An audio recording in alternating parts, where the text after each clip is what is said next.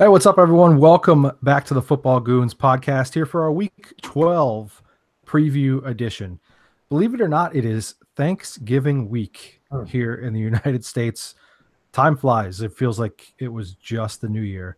So things will be happening quickly here this week. We've got a 3-game slate coming up on Thursday. A lot of decisions to be made pretty quickly here over the next couple days for your fantasy lineups. So thankfully, we're here live with you on Monday night during what's being billed as the regular season Super Bowl here with the Rams and the Chiefs to give you an early look here at things to come. And hopefully your roster decisions are getting easier and easier at this point in the year when the bye weeks are starting to kind of go away. Just 2 teams on bye this week. Should be easier and easier. If not, hey, we're here to help as much as we can. So we're going to jump right into things here. The question can I jump in? Can I jump in quick first? Yeah. And just a suggestion to all the listeners out there, being that it's Thanksgiving week. If you haven't done this in the past, go back in the Football Goons archives. 2 years ago, we did the Thanksgiving daily fantasy draft. So we priced out some foods and picked something from each category. And I want to remind everybody right from jump today just how wrong Rocco is about, let's just call it things. Yeah. It's things in general. Because my man picked macaroni and cheese as his main Thanksgiving side dish. Yeah. Spoiler alert, Rocco picked macaroni and cheese. Because I wanted turkey. Because I wanted turkey. I can't white meat. match this horrible argument. Because I like white meat. I don't know what to tell you. You know what? So you know what? I make bad decisions here. All my fantasy decisions are about to be really easy after tonight's game because I'm going to be eliminated, so I can just do whatever I want. Yeah, nothing matters. So you know what? I don't know why anybody would listen to me anyway. So go listen to that podcast from like 3 years ago and have fun with that. As your Week 12 opponent, I suggest that you bench all your players next week. You know what? No. If I win one game all year, I hope it's against you next week and stops you from getting your bye. I agree. I vote that. I'm working on it right now. I'm hoping for a crazy Jared Goff game here to kind of set him back a game. But I was just going to kind of throw out there, basically the Thanksgiving plans. Are you guys looking forward to a long weekend or whatever? What are the plans here? A buddy of mine's getting married this weekend, so I might go. Yeah, who schedules a wedding during the game? 2 teams, someone who doesn't care about the gay teams playing. It's awful. Also, Tiger Woods and Phil Mickelson are playing each other. I would rather listen to any college football game from Division III than have to sit in your living room again this year and watch Michigan, Ohio State. I always pretend to root for Michigan for your well-being, because I don't like Ohio State either. But there is not a game I care less about ever. You're going to be sad when you see what I wear to your wedding, then. This time next week when we come on for podcast, I will be a married man. That's awesome. So I have that. So I don't have a lot of other plans this weekend because I feel like that should keep me busy. Pretty big one. Yeah. I'm going to eat so much food that I can't fit into the clothes I got for the wedding. And then it'll be my excuse to not have to go. I'll just be like, dude, sorry, I'm so fat I can't fit my clothes anymore. Hey, no one's holding a gun to your head here, man. And if anybody was, it'd be Rock. It's Rocco. This probably isn't the time or place, but I'm going to make it. We haven't discussed what kind of food we're having at this wedding. Is this good food wedding? Macaroni, I heard. If it's macaroni and cheese. White turkey and macaroni and cheese. I got the menu right here. What do we got? We got a gourmet Italian. This is breaking news because none of us have get Schefter on the line here. This is a big deal. It is buffet style. So you can eat. I'm wearing my stretchy pants. We have a gourmet Italian bake, oven roasted beef tenderloin. Penny alla vodka. I don't know what that means. We got a caprese platter for all you non-Italians. That's like a mozzarella and tomato salad type deal all mixed together. They can go ahead and make that small. We ain't bothering with that. I'm going to eat probably just that. We got some bruschetta, assorted fruits, cheese with crackers, roasted red potatoes with garlic and butter, dinner rolls, coffee, cider. We got drinks, open bar. Got lots of different desserts. Hey, I'm back. I'm back excited about this wedding, man. Because of the open bar, right? Yeah, that's what's really getting me through. Open bar, dude. I'm a little frustrated only because now I'm gonna have to quickly have a quick turnaround and wash my stretchy pants from Thursday so that they are available again on Saturday. So I've made quite a few South calls by- about this wedding already on the line with City Hall and such. Can you make a call for me and make sure they have ginger ale at the open bar? I will, since I'm in charge of supplying the beverages, I will buy a ginger ale special just for That's you. very high on the priority list right now. Canada Dry he needs. Canada Dry is the only None one of that acceptable. Schweppes nonsense. Yeah, what are you making Seagrams for? Nothing like that. All right, we're off the rails, but we love it. All right, let's intermingle some fantasy talk here. Talk about some waiver players, and some of these names are kind of fun. Some of them are kind of like what, but we're going to talk through them here. First name here is Lamar Jackson. He's 18% owned. Had a fairly nice showing last week against a very porous Bengals defense. The Ravens, because of Flacco's injury, are likely to give him another start. He was really productive, especially as a runner. His matchups are only going to improve over the next couple weeks. What appeal is there in fantasy circles for Lamar Jackson? I mean, there's, I guess some, because he's got the potential to be a really exciting player. I just kind of think this boils down to almost the same conversation we've had about pretty much every quarterback this year, which is very few fantasy teams are struggling there this season.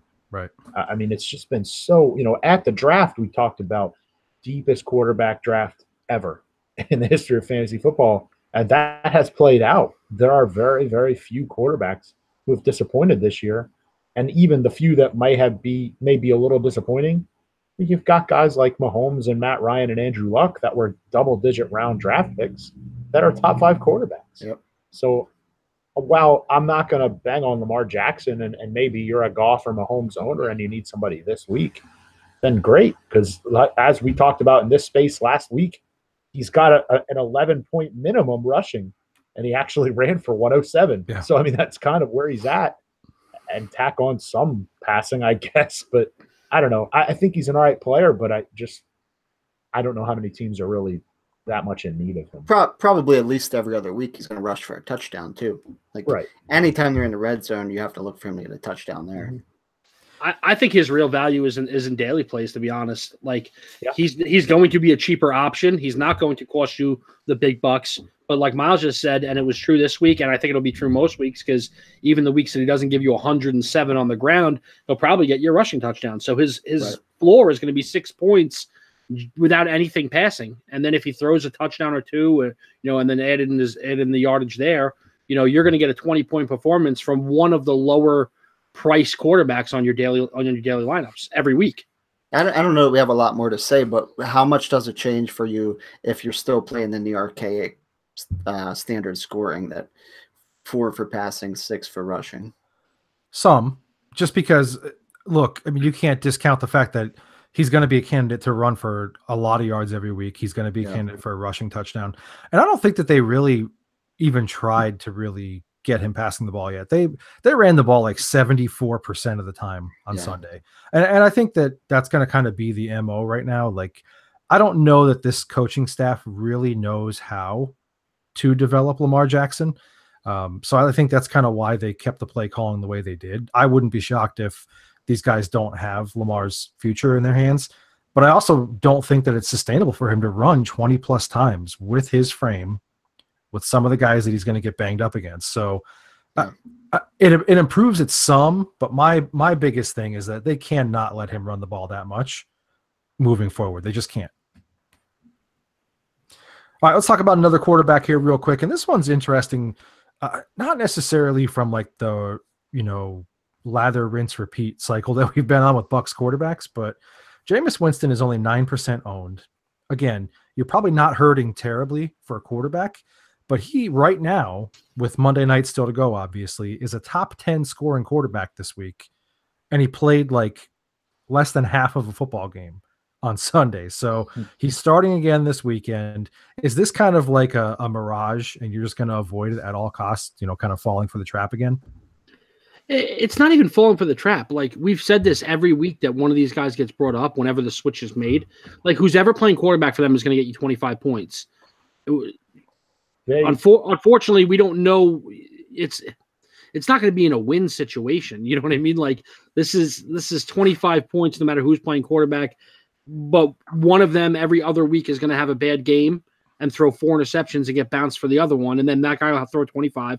Like, it's just, there's no rhyme or reason to it. It's just, there are so many other better quarterback options out there that they keep having to deal with, Jameis and Fitzpatrick, even though they're probably going to give you a high output when they are on the field. I actually think what's funny is, while, yeah, it's frustrating that they get benched, I saw the Buccaneers quarterback, so just that position, has outscored Drew Brees this year in fantasy. Yeah. And even if you just played the starter, so that includes the games this year where the starter got benched at halftime, he's still QB 10. Like, whatever quarterback starts the game has QB 10 numbers, so ignoring the backup coming in. But you're right. It's just, I don't want to rely on Jameis the week he throws 3 picks and gets benched because Dirk Cutter has no idea what he's doing. The biggest problem is that if you're going to roster Jameis Winston in season-long fantasy, you then have to roster Ryan Fitzpatrick because by week to week you might have to start the other one. And that's 2 roster spots wasted. He's appealing to me this week because he's playing the 49ers, and I know the Niners have played better over some weeks this year, but they just made Eli Manning look like he was still going to have another year and a half to play at a high level, recently as well. So I just feel like the matchup is nice for him. If it doesn't motivate him at this point to come out and have a good game, nothing will. So it feels like all the stars are sort of aligned for him to have a good week. And I say that because 2 key quarterbacks are on a bye this week. So, I mean, if you're stuck, you could do a lot worse than Jameis Winston this week against the 49ers. All right, let's talk about a name that I know we're going to just love discussing right now. Gus Edwards of the Baltimore Ravens, 1% owned, 115 rushing yards and a touchdown with Baltimore's new zone read that they ran this past week. He's got 3 straight really nice matchups coming up here with Oakland, Atlanta, and Kansas City. Any appeal in Gus Edwards? If we had some insider information here, I think this would be a lot easier. But, what's the reasoning that all of a sudden Gus Edwards gets the carries? Like, is it just the scheme? Because if it's just the scheme, then as long as Lamar Jackson's starting, I'm gonna want to roll that way. But, like, if there was just an injury that we didn't know about, or he had a better week in practice than somebody, there's just too much unknown here to give a guy like this. To me, this looks like what's his name from the Patriots a couple of years ago, Gray, who had 299, 199 yards. Jonas Gray, 199 yards and 4 touchdowns in 1 week. Everybody jumped on the bandwagon, and then the next week he didn't even play. I am all over the Gus bus. Yeah, I figured you would be. I am. Listen, here's the thing. I was an Alex Collins truther coming into this season. I know I wasn't the only one that felt that way. We kind of felt like the offensive line was in shambles last year, and he was really productive still. So we felt like, okay, they made some improvements to their offensive line. They've got some more productive outside weapons, even though they're not what the Rams and Chiefs are running out there, but they're certainly a lot better than they were last year. Feels like things are kind of lining up that Alex Collins could be a little more productive. And then he continued his 3.7 yards per carry trend, which is what I believe opens the door for Gus Edwards. I mean, if you're going to show that when you're given opportunities that you're going to be productive with those opportunities, I think that's why all of a sudden you saw Alex Collins move to the bench. Gus Edwards came in, he ran effectively. Why would you move away from that? And I think that having Lamar Jackson in there only opens things up for you as a rushing attack moving forward, especially with these matchups right here. Look, I'm not advocating, as some people would like to call into like national broadcast, as we talked about earlier. Oh, I started Gus Edwards over Todd Gurley this week. No, I'm not advocating for that. But if you have a flex play and you need a guy who could be productive for you for the next couple of weeks, Gus Edwards, I mean, yeah, it's only one game, but there's no reason to believe that he's not going to be the guy right now. And this late in the season, when you could find a player who's going to be the lead dog, I'm jumping all over it. That's it. Nobody's got anything else on my Gus Edwards hot take? Yeah, because it's Gus Edwards. Like, I just think it's a hot hand thing personally. I don't know. I mean, I could be wrong, but it could be. It could be. And look, I'll say this: like, I'm picking him up on every team I have if I can. I don't know that I'm necessarily putting him in the lineup. I mean, I'm in our league. I'm a Jordan Howard owner. I mean, why wouldn't I consider at this point maybe playing him over Jordan Howard, given the way that things have shaken out? You know what I mean? It's another option of a guy who potentially might get 20 carries. So in our league, you're also costing me a bye because the Rams are not running the ball at all tonight. I'll allow it. One of the fun parts about moving this thing to Monday night is you guys will get insight into we're fantasy players just like you, and I'm playing South tonight, and I have a 32-point lead, and he has Jared Goff. Yep. And I'm just watching my chance at a bye dissipate as this game continues. well, good thing for you though, Miles, because if the Chiefs can't score on this drive, they're going to start running the ball. You think so? Well, yeah, they're going to have a 13 to 20 point lead. Yeah, we'll see. And start milking the clock. We'll see what I happens wish by the Jared end. Goff better just stop throwing the ball to Robert Woods. I told you. Listen, he hadn't even gotten started yet because I promised you 10 rushing touchdowns from him tonight. Promise So. 10 rushing touchdowns. Jared Goff can have 40 rushing touchdowns for all I care. He can break the record. It doesn't. You know what? You know what the worst part is I needed this game to be a shootout, and I needed Kansas City to put some points on the board, and I should have known that wasn't going to happen. Kareem Hunt's trying right now. So, Yep. All right, let's talk about Josh Adams here of the Philadelphia Eagles. Another situation where it feels like now you have a new clear lead back with the Eagles, especially this late in the season. You know, granted they had a terrible performance, but even in a blowout, he had a touchdown and 72 total yards. He's only 32% owned. What say you about Josh Adams? You know, it's the same thing for me as we've been talking about. And really, it's the New England thing, but Philadelphia has been almost as guilty lately of you just don't know who to bank on. And now they did come out and say they wanted Josh Adams way more involved, and then they actually followed through with that to an extent.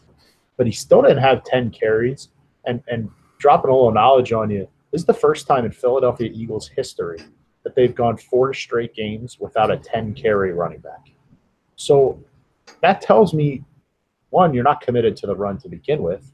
And when you are, it's still getting spread out. So pump the brakes. What you said about Gus Edwards, I definitely believe about Josh Adams. Add him to the roster and see what's going on. But I'm just not sure he's a startable player quite yet.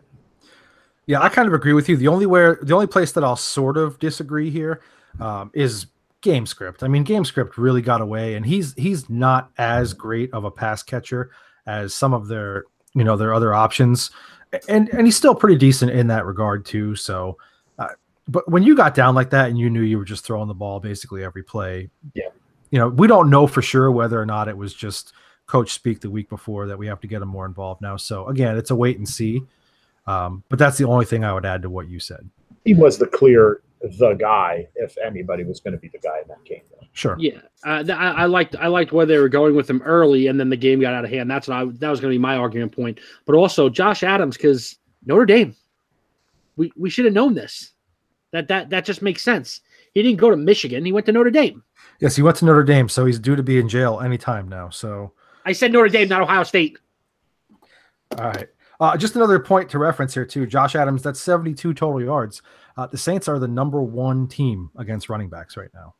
Kind of a little known thing that I don't think a lot of people have recognized over the last couple of weeks, but the Saints are really shutting down opposing backs. So, all right, last kind of name here, just sort of appealing based on the PPR, half PPR world that we live in.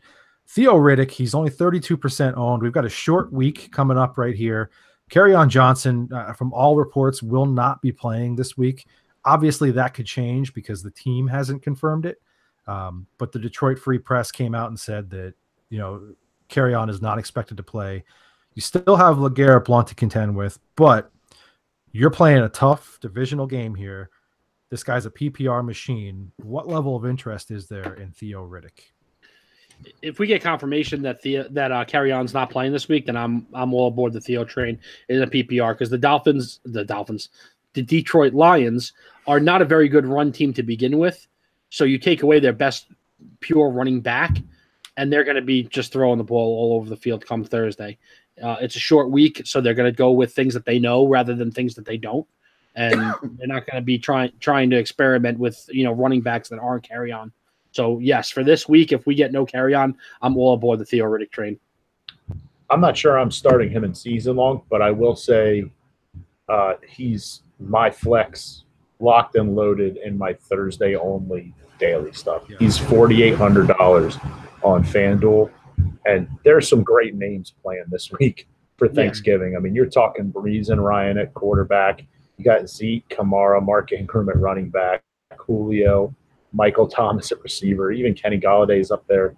I mean, there's some really nice names that you can afford if you flex Theo Riddick, who only basically needs 10 points to return value for you. So I love him there. I don't know about season long, but I do love him because of his value in daily.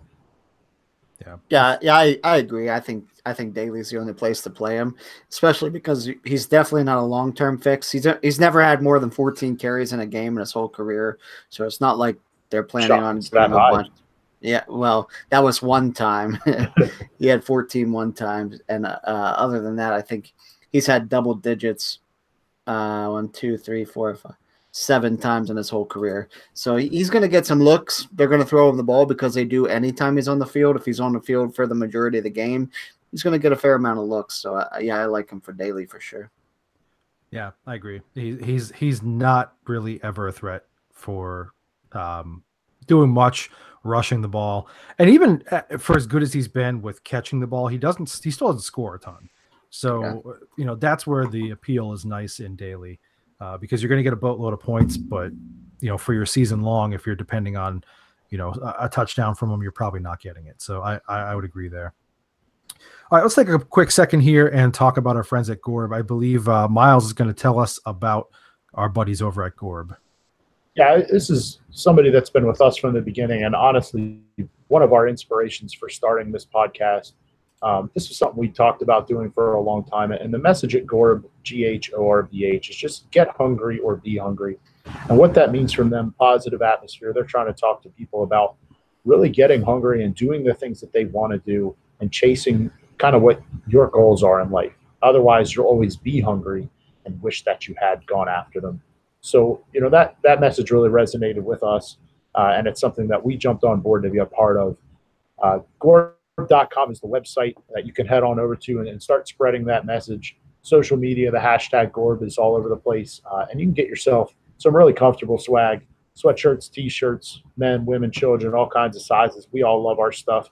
We've talked about the last few weeks, and hoodie weather is still sort of here, although up here in Pennsylvania we had 6 inches of snow the other day, which is no longer hoodie weather. But I do love that hockey lace hoodie that I have. All kinds of great stuff. So head on over to Gorb.com, spread the word on a positive message, and get yourself something nice to wear. All right, good stuff. Hey, it's time for our Thanksgiving feast discussion here. And no, I'm not just talking about what we're going to do as far as shoveling food into our face on Thursday, although it's going to happen. But we're going to talk about some Thanksgiving-specific fantasy things, just because you're going to have to make decisions on your season-long lineup earlier in the week than normal. There's going to be the appeal of your weekly games and tournaments that are going to be out there as well. So we want to kind of put some of this out there. So the first question that I have is that coming off of the last 3 weeks, 5 touchdowns, just 1 interception, is Dak Prescott a viable play once again in fantasy football? I think kind of to go with the theme of the night, he's another really good daily play every once in a while. I'm not sure, again, not many teams are in quarterback situations where they're looking for somebody on season long. But also, he's still inconsistent. You just said, 3 solid games in a row, solid-ish. I mean, it's still only 5 touchdowns in 3 games. Right. So careful. I know he ran one in, which is really nice on that daily kind of stuff last week, but I will pay close attention to him in daily on good matchups because his price will consistently be pretty low. I mean, he was 7,400 last week, and he was on my 1 o'clock only roster. And I wish he was on my full day roster, but that's another story for another time. But season long, no, but I will look at him a good bit in daily. Yeah, I think the appeal there is that, he's getting it done a little bit more with his legs now.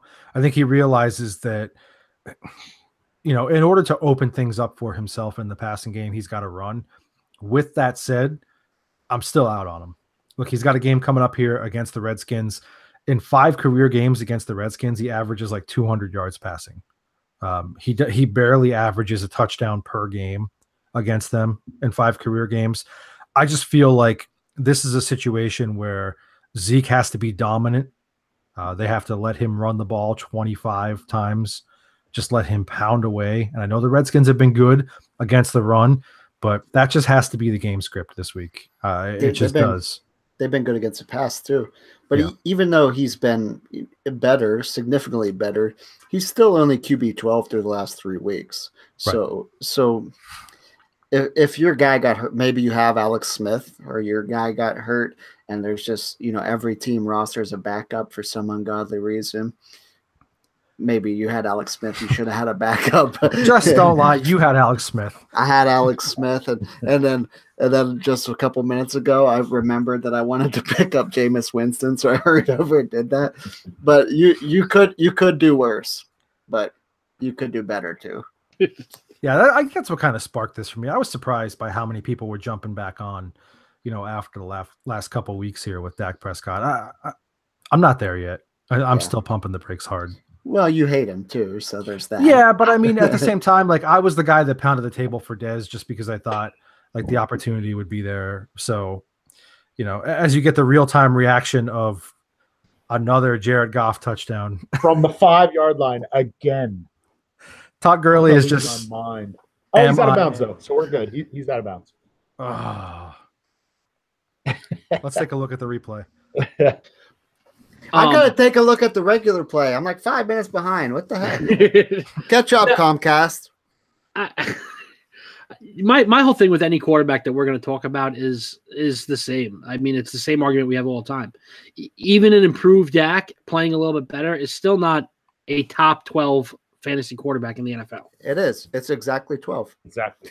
But I think that's kind of, to build off what Rock's trying to say there, like, that's why I say he's a daily only consideration, because you do get that top 5 upside, but I'm not going to rely on he could be 5, but he could be 19 just as easily. Sure.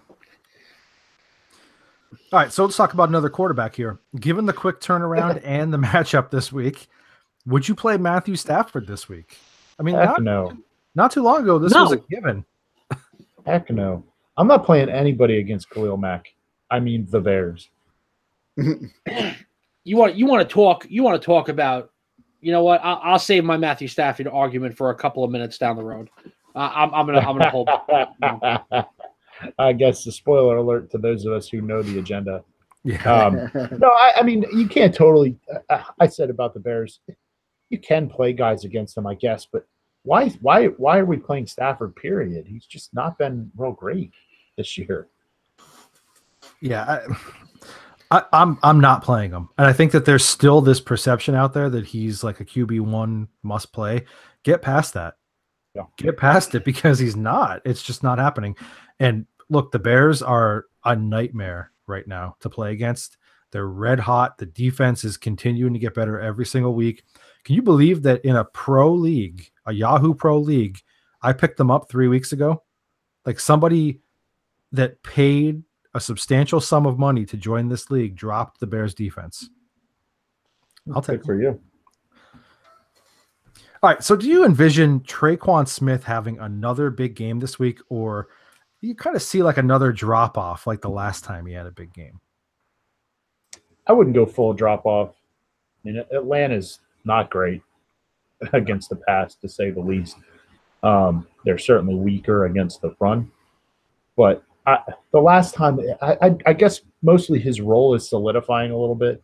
Pump the brakes some because I think the four of us could put together a pretty solid pass game against the Eagles right now. Whether it's scheme or injury, I don't care. But I don't know. As people have to pay more and more attention to Michael Thomas, and scarily enough, he'll still get his. But why would you not have Traquan Smith be a part of your game plan, a big part? Yeah, no, I think that he's going to continue to be productive here. I do. I know that they're bringing in Brandon Marshall because they wanted to add some more wide receiver depth or whatever. But one of those things that we kind of undervalue all the time from Drew Brees is that once he develops a rapport or like develops a connection with a receiver, like that's a consistent thing. He doesn't just kind of throw that by the wayside. That's why Michael Thomas has been able to be so productive despite being really, the wide receiver that everyone knows it was going to. It's just there's a relationship there. They know when to go back shoulder, when to, throw certain routes. And I feel like Drew Brees is getting there with Traquan Smith. That's my point. He always gets there with these guys, and we always say no. But sorry, that was a sneeze, folks. Didn't want to do that right in the camera. He always does it with these guys, and we always say, you can't do it. This guy is not worth it. He's not. But I mean, he has made, and I don't want to say household names, but household names in New Orleans out of guys like Devery Henderson and Marcus Colston and Robert Meacham and guys that like are not superstar wide receivers and yet go in and year out put up solid number 2 and number 3 wide receiver numbers because Drew Brees is just that good at what he does. So yeah, I'm gonna buy into Traquan Smith because as much as it is, he's only had 2 really good games this year, but it's also 2 out of the last 5. Mm-hmm. So the chemistry is starting to develop more and more each week. Yeah, I gotta say, I'm relieved that was a sneeze. I thought you stroked out. Yeah, I thought you actually had a stroke on air, man. I just glad I got the mute button in there quick enough. I did not want the whole world to hear me sneeze. All right, so listen, let's talk about a quarterback situation indirectly here. Obviously, Alex Smith went down. It was a gruesome injury. I gagged for sure. I thought my spaghetti was coming back up. I really did. Mom spaghetti? Yeah. Knees weak. Sure? Arms heavy? Yes. That's how I felt when I saw it. Listen, I have a weak stomach about stuff like that. So like, I don't know. I almost lost it. But do we expect that the Alex Smith injury is going to help or hurt Adrian Peterson? I don't know that it has much effect, to be honest. I mean, I don't think his value was tied to the way Alex Smith was playing, I guess, comparatively to the way Colt McCoy is likely to play. I think Alex Smith is certainly a better version of Colt McCoy, but they're both going to be more game manager type players. Washington's still going to be built around the run.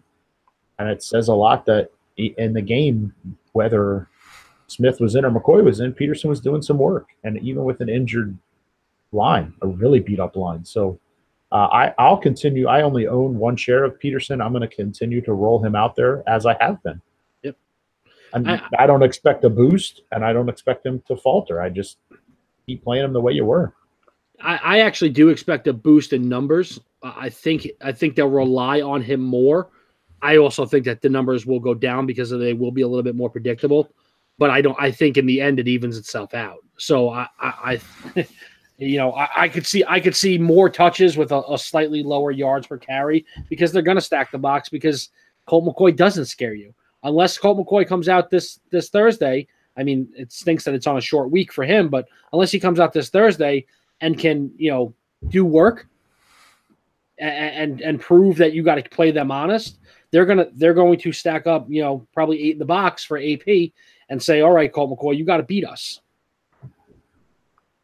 Yeah, I feel like it hurts a little bit, honestly, because he's so touchdown dependent right now. He's not running for a ton of yardage. And I guess part of that is like we look at Adrian Peterson and we just assume like 3 digits on the stat sheet all the time. And in fairness, he's had like 96, 97, 99. Twice he's gone over 100. But then there's also games where he goes like 11 for 20, 9 for 17, 16 for 51. And if he's not getting into the end zone in those situations, it hurts him a little bit. I'm not sure Colt McCoy is going to be that much of a threat where in goal to go situations, mostly where teams aren't going to be able to just kind of key on Peterson and shut him down a little bit. I don't know how successful they'll be because it's still Adrian Peterson. But I mean, I got to believe it's going to hurt a little bit in that regard. All right, last one here for Thursday. Which defensive unit is the most appealing option of all the Thanksgiving games? I thought this was a trick question. Yeah, if it's not Chicago, something's wrong. That's the Bears. Yeah. And I actually like Dallas and Washington to an extent as well, but it's got to be the Bears. Yeah. Detroit's playing the worst of the 6 offenses, and Chicago is playing at least 1A, B, or C as the best defense. So it's got to be the Bears. Yeah. I agree, but I guess kind of where I'm going at with this one, I'm intrigued by both Washington and Dallas from a daily perspective because the Bears are going to be expensive. So if I could get another really solid performance out of one of those two teams for a lesser price, I can't discount what the Redskins have been doing all season long. Like we keep kind of looking at them and thinking like they're really not that good or whatever. And then they just keep putting up like 10 points from a defensive perspective every single week.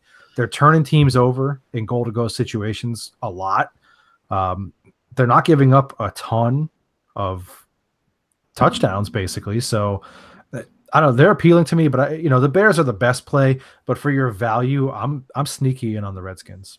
Dallas is actually the most expensive defense on FanDuel. Really? For Thursday. Yeah, That's they're That's the $100 Colt more McCoy than the effect. Bears. I was going to say that's skewed because it's the Colt McCoy effect because they see backup quarterback on a short week and they're home. and they're home. Versus the Bears being away. Now the Bears are $1,000 more than the Redskins, so theirs might be a value play for you, but Dallas actually costs a little bit more.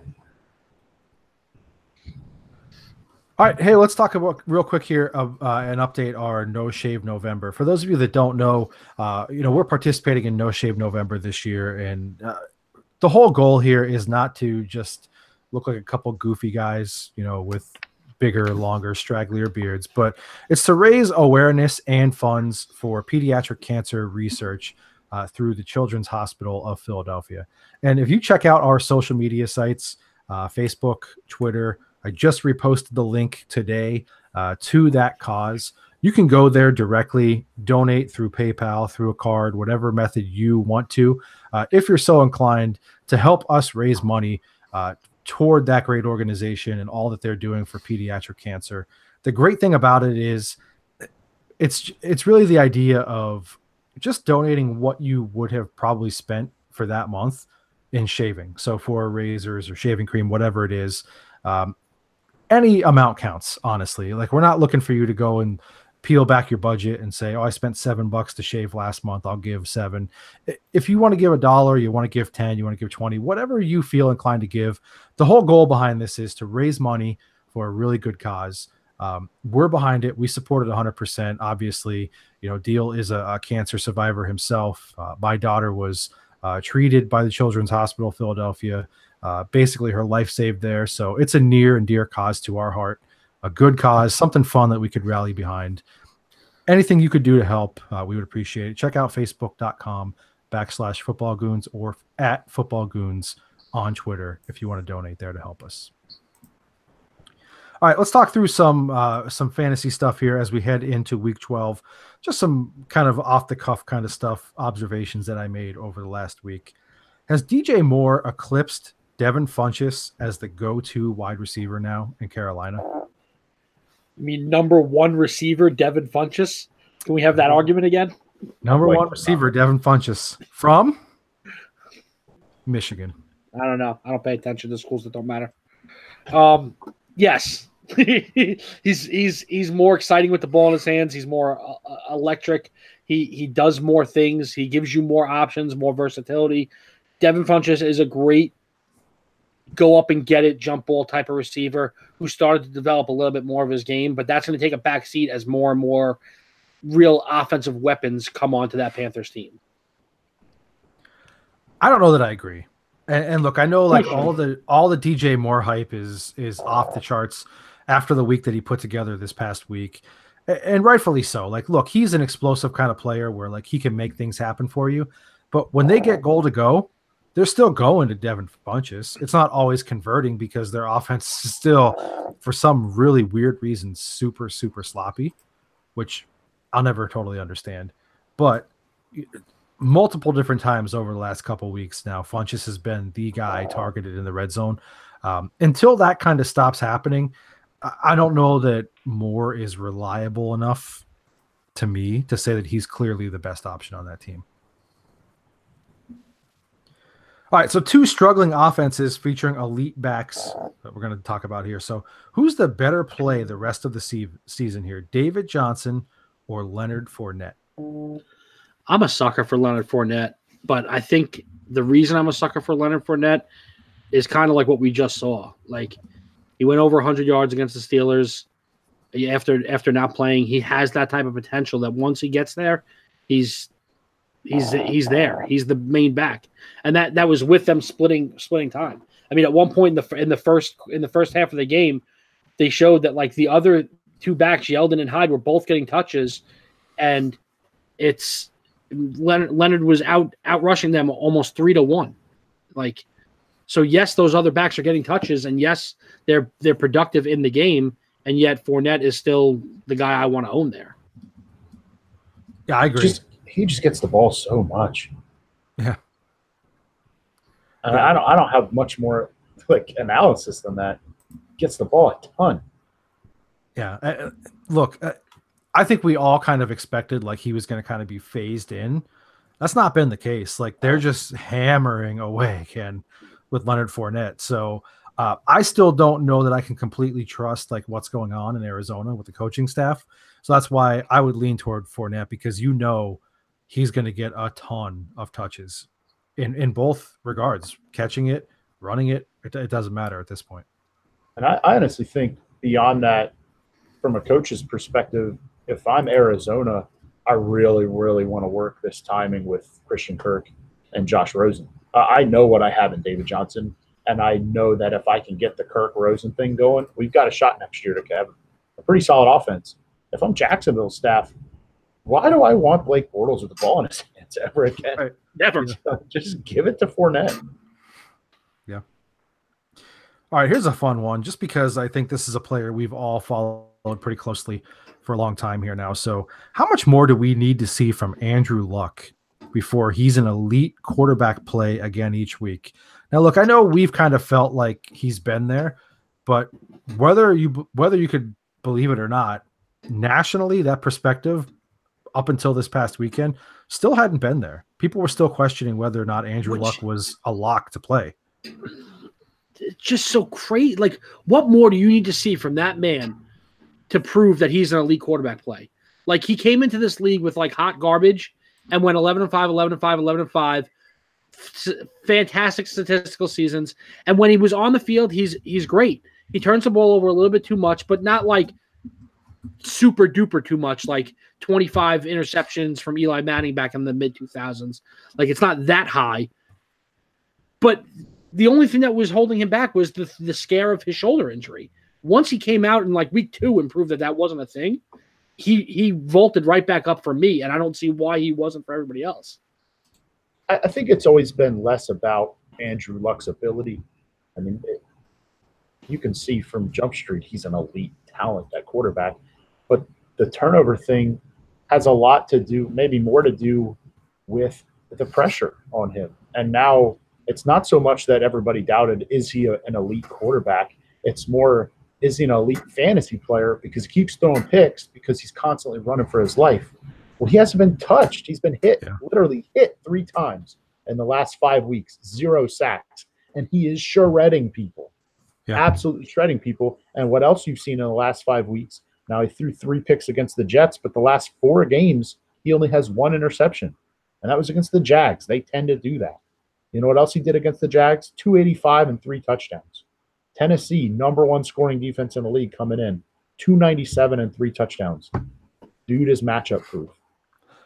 Yeah, no, I agree. And that was kind of my talking point, was the turnovers were kind of what made him, in people's minds, fringe as a QB1. He's got a 26-9 split right now. He's 29-9. What's that? 29-9. Oh yeah, yep. Sorry, you're right. This is before the update. So, and he's only got 1 fumble lost this year. So in previous years, that was a problem because the guy was just getting hammered all game. So to your point, he's not being touched. He's only, in the last 3 games, he's only been touched 3 times, which is mind-boggling from a Colts offensive line. Yeah, I know that I'm just defensive for Andy anyways, but I will say, having watched games, even with my unbiased opinion, a huge reason why he turned the ball over is because he had like half a second to throw the ball. Like, not a lot of guys are making good decisions, even as bright of guys as Andrew Luck in the amount of time he was given. Now, in the last 4 games that he has been essentially untouched, he's thrown 1 interception. He has time to sit back there and analyze defenses, which is scary with a mind like Andrew Luck. So as long as that stays, as long as he keeps not being touched, which I don't see any reason he should start getting hammered, he's going to be up there in the top 5. All right, so here's a fun question to talk about here with Thanksgiving. Who's been the biggest turkey thus far this season in fantasy? So, in other words, the biggest letdown in your opinion. Can I go first? Sure. Why? I feel cursed when we talk about fantasy. I really do. And I brought it up the other day, and you guys all brushed it off and didn't even respond. Like, oh, there's Rocco being Rocco again. Matthew Stafford has thrown for like 4,000 yards every single year he's been in the league. And going into like the last 2 fourth quarters, he's had less than 10 fantasy points. And that's like a consistent trend for him. He's not a QB1 anymore. And yet, for some reason, we just keep assuming that he's going to be. That dude has let me down so hard this year. Like, I thought, no, I didn't expect the Lions to have 10 wins. But I thought for sure I was going to get 4,000 yards and 25 touchdowns from Matthew Stafford. And that would just be like a normal thing. And, just having him as one of my 2 fantasy quarterbacks in our league was going to be more than enough to build a team around. And that dude has straight let me down on a regular basis this year.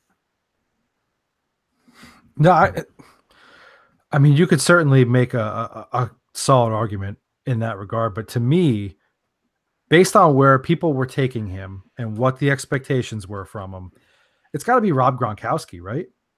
I mean, other than week 1, where he went 7 for 123 and a touchdown, he's been a tight end 18 or worse every single week. Not to mention the fact that, once again, he's had some health concerns here.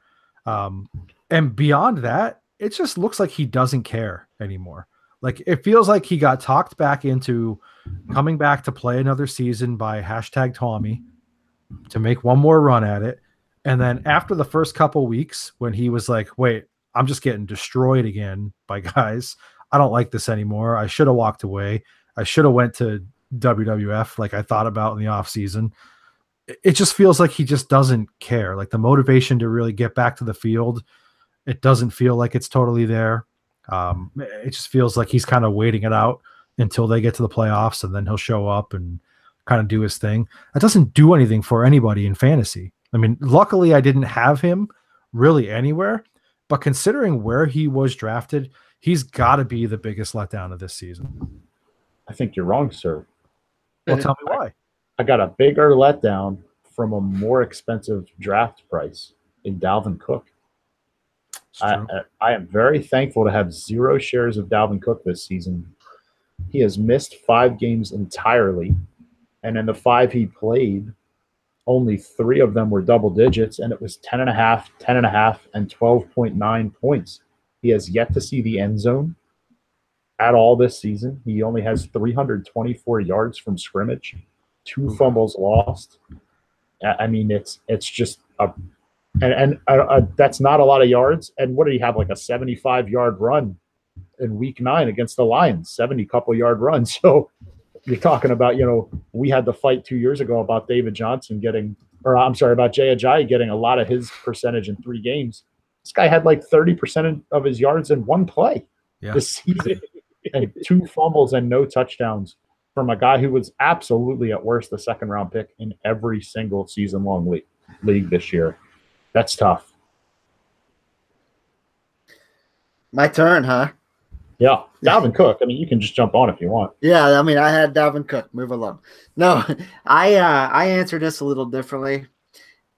Going through my leagues here and just looking at the standings and such, the biggest turkey this fantasy season is, once again, the guys that drafted a wide receiver in the first round or an early quarterback. In 2 leagues I'm in, one is a 2-quarterback league with 8 players. The first and second guy that drafted a quarterback are currently 6th and 8th place. The guy that took the first wide receiver off the board, 7th place. In my work league, the 2 guys that took the first 2 quarterbacks are in 10th and 11th place out of 12.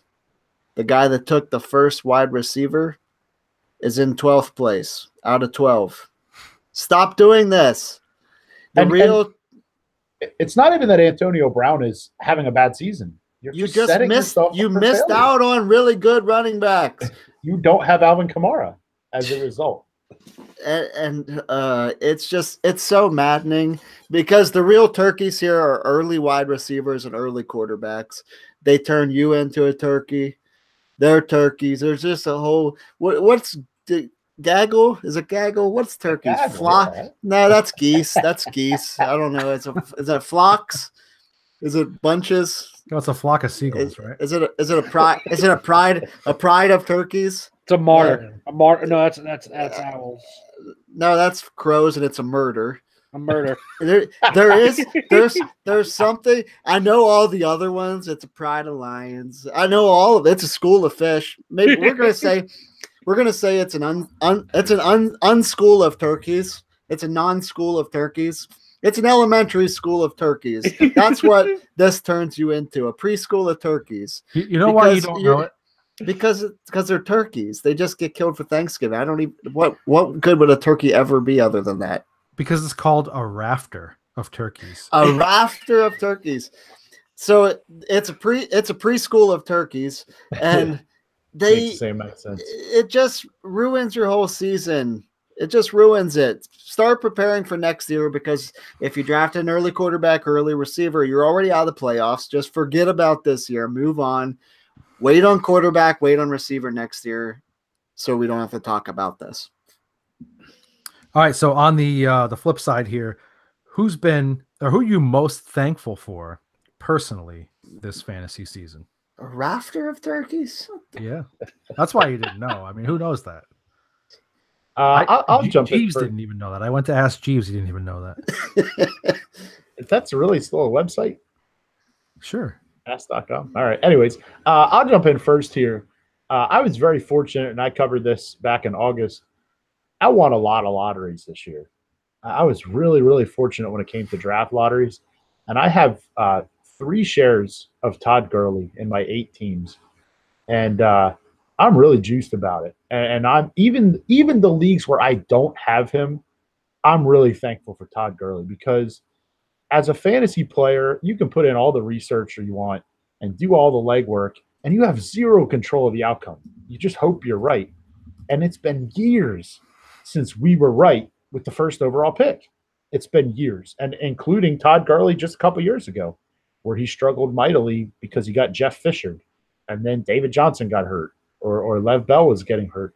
It's been a long time, long time since the number 1 pick ended up being the number 1 player. And I'm not entirely, you can't be sure he's going to end as RB1, but he's definitely worth that first pick. So I'm thankful for somebody following through with that first overall pick for the first time in what seems like close to a decade. Yeah, for me, it's a similar situation where, except that I wasn't that lucky in draft lotteries. So I was at the back end of most first rounds, and I was at that spot where it was kind of trendy to start thinking about a wide receiver, to maybe start thinking about Antonio Brown or Odell Beckham in that range. And to my almost to basically to my shock, I was ripped quite a bit, especially in my pro league draft when I invested in Kareem Hunt, who, as I literally just said that, just took a screen pass to the house to make my point for me here. But look, he's over 1,000 yards already. His touchdown totals are great. He's got 7 rushing touchdowns. He's got now 7 receiving touchdowns already here through week 11. So I think people kind of thought like there's going to be a little bit of a touchdown drop off. I didn't buy into it because I felt like what Mahomes was going to bring to the offense was going to open things up for him. I had no idea that Mahomes was going to play at the level he did, but I thought it would open things up for Kareem Hunt. I was berated in the live chat in my pro league for not going Antonio Brown and going Kareem Hunt, which the jury obviously is still out on this point, but it's working out to this point. He's just been an absolute monster. He's a threat to score every time he touches the ball. He gets the ball a lot, even though it's like an air raid attack in Kansas City when they want it to be. They're not forgetting about Kareem Hunt, and I'm appreciative of that. I'm very thankful for Kareem Hunt. My guy is a guy I own a share of in every league I have. And it's a guy I targeted going into the offseason. He's one of my favorite players, so that definitely helps. But I was really happy to get on the CMC, the Christian McCaffrey train. He's number 7 overall in our league right now, which is a half-point PPR. Could be different if you don't have PPR at all, because he does benefit greatly from that. But he's a top 10 fantasy back right now, when a lot of people had him in like the 15, 12 to 15 range, some even lower. I took a shot with him, and he's been I didn't have to waste a very high draft pick on him. Late second, I took him at 1, third round in the other 2, based on how many teams you play with and whatnot. And he's a guy who's been productive for me all year long. So that's a guy I was really happy to grab. Not in the first round pick, not with a high draft pick, and still be able to say, this guy's going to be out here and be in my starting lineup every single week.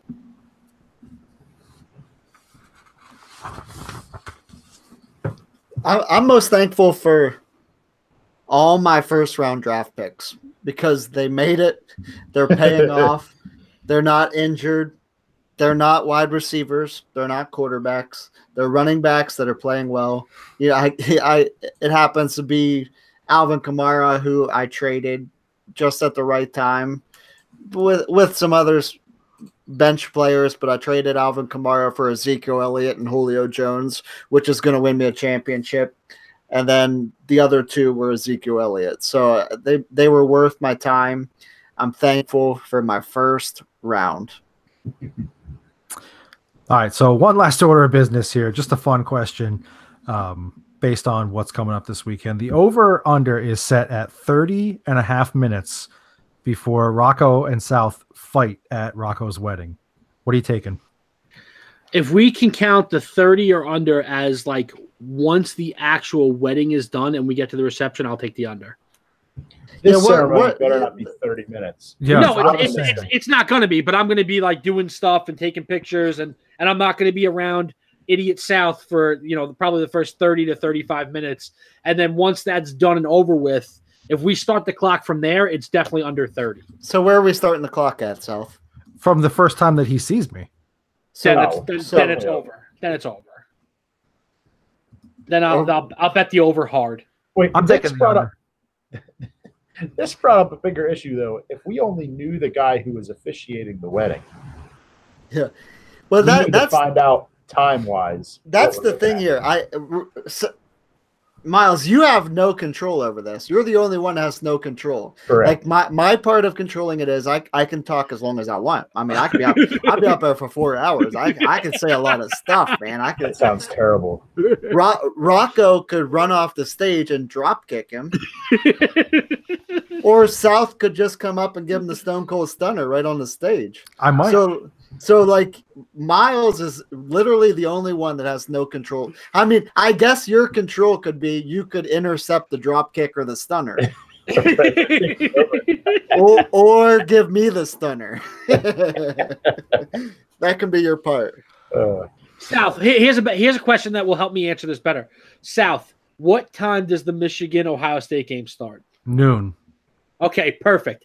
So then I'm going under. because within the first half hour, I'll make some kind of joke about how Michigan's going to, get their rear ends handed to them. And I'm sure I can egg South on enough. I think that the moment you make eye contact with me, it's on. Because I have seen what I'm wearing. I've laid out what I'm wearing. You laid it out already. Oh yeah.